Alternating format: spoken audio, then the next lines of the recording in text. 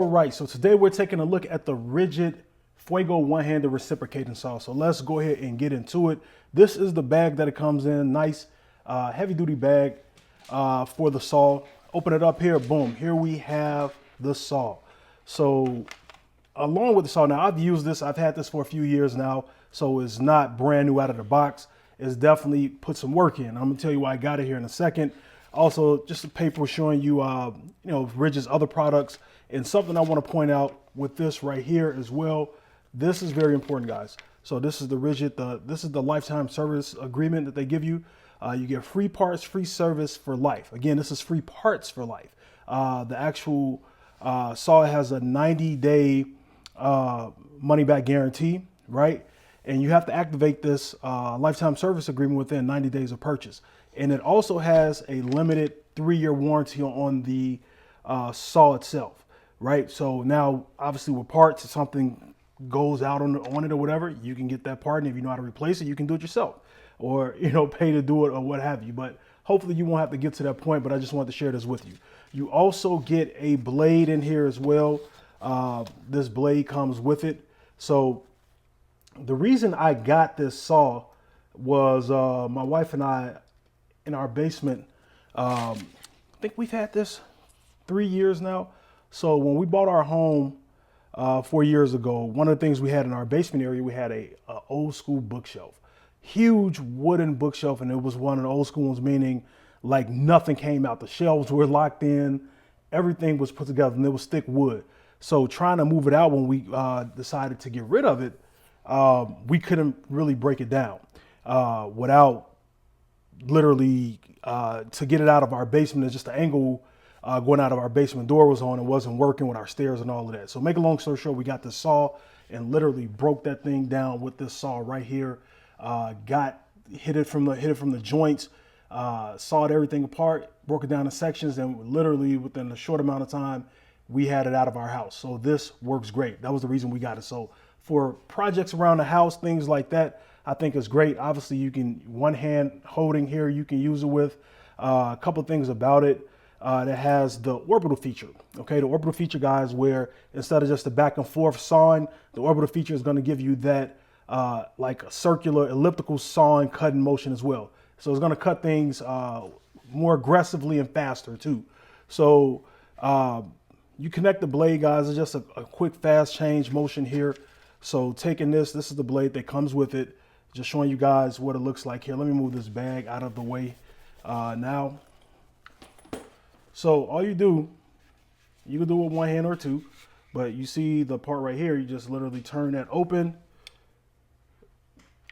drop that down in, and it locks in. So that's as simple as that. So I let it go too fast, so let me open that up, make sure it's in there good. Boom, now it's locked in. You see I try to pull it out, it's in there good. And just showing you what the motions look like. Now guys, if you're operating saws or anything like that, obviously you want to have on gloves, eyewear, things like that when you get the cutting. So I'm not going to be putting my hand anywhere near, but I just want to show you guys what it looks like. So I just wanted to point that out. So, and it has a light right here as well. So you can see the light comes on, and that's it in the regular straight cut motion. Now if I take it to the orbital, it's definitely going to move a little different. So probably really can't notice it, but it definitely is a slight difference in the movement. But yeah, this is great, guys. We use this thing. I haven't used it in a while, but if anything I'm cutting for small projects, need to cut wood, want a nice straight cut on it, I'll break this out and use it. Or if it's something I just want to break down, it's a go-to tool for me. One-handed motion. This is corded with this product, so a great Ridgid product. Now, what I will say with this, guys, is that I did not use this blade when I broke down a bookshelf. I needed a bigger blade, so I needed bigger teeth. I got this 9-inch blade here, and this is a different blade that I use, this Diablo blade. So it can use, the blade's universal. It just doesn't have to be a Ridgid blade.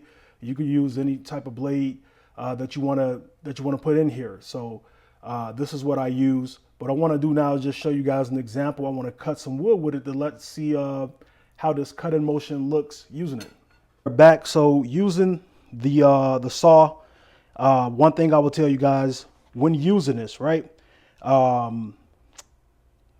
The blade, The smaller blade, I was using it at first, right? You see I made a cut right here with the smaller blade. This wood is about 1/4 inches thick, so almost 1.5 inch thick piece of wood, right? It wasn't doing too much. So that small blade is not gonna really suffice it to you. So I definitely recommend you get in some bigger blades like the one I have here. Now I made a cut on this right here. You see I cut out a nice section of the wood already.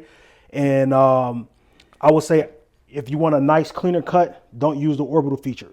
So I did some of this, started with the orbital feature and it was jumping around a little bit because it's a more aggressive cut.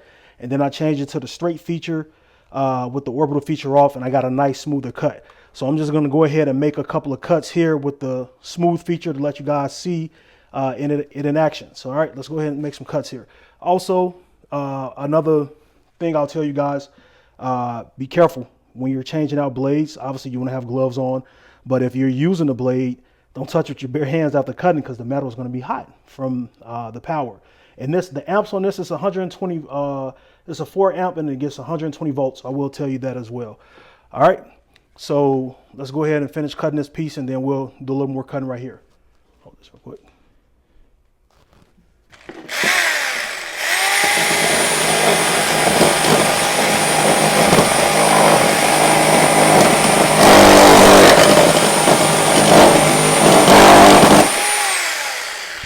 There we go. So a nice smooth cut. Good. Now I'm going to stop right there with the cutting. I will say what I'm using the cut on is just for demonstration purposes. Small little bookcase is not the most sturdy. It's not like a workbench or anything like that. So if I was cutting on a better surface, it wouldn't have been jumping around as much. So that's based on what I was holding and what I was cutting down on.